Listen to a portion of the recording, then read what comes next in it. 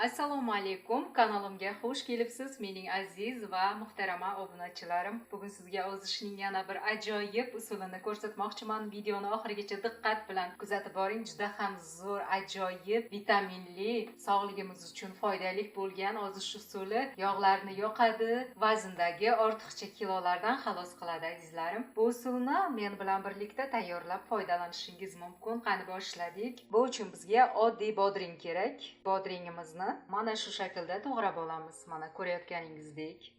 Idishimizga solamiz. Bizga yana bir dona olma kerak. Olmamizni ham mana shu shaklda to'g'rab olamiz. To'g'ralgan olmalarimizni bodringimizni ustiga qo'shamiz. Ustidan yarim choy qoshiqcha imbir talqonidan qo'shamiz. Ustiga 200 ml suv qo'shamiz. Endi buni blenderdan o'tkazib olamiz.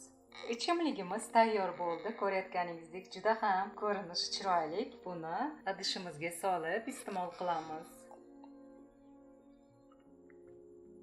Mana azizlarim, ichimligimiz tayyor bo'ldi. Ko'rayotganingizdek juda ham ishtahali ichimlik bo'ladi. Bodring, olma, imbir yog'larni yoqishga juda ham yaxshi yordam beradi. Zo'r usul, vitaminli ichimlik, yoshartiradi, ortiqcha yog'lardan xalos qiladi, qorindagi yog'larni eritadi.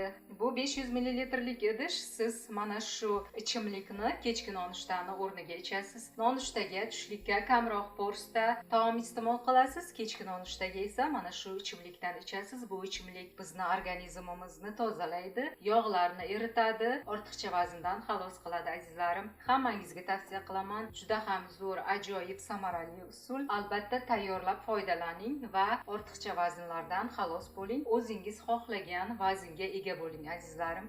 Bu usuldan 3 kun davomida foydalanishingiz mumkin. 3 kundan keyin ozishning boshqa usullari bilan davom etasiz. Hamma ozuvchilarga sog'lik, salomatlik tilab, videoni shu yerda yakunlayman. Agar kanalimda birinchi marta bo'lsangiz, albatta obuna bo'ling. Hamisha foydali videoroliklarni ko'rib borasiz. Bugunga mana shular. Keyingi videolarda ko'rishguncha sog', salomat bo'ling.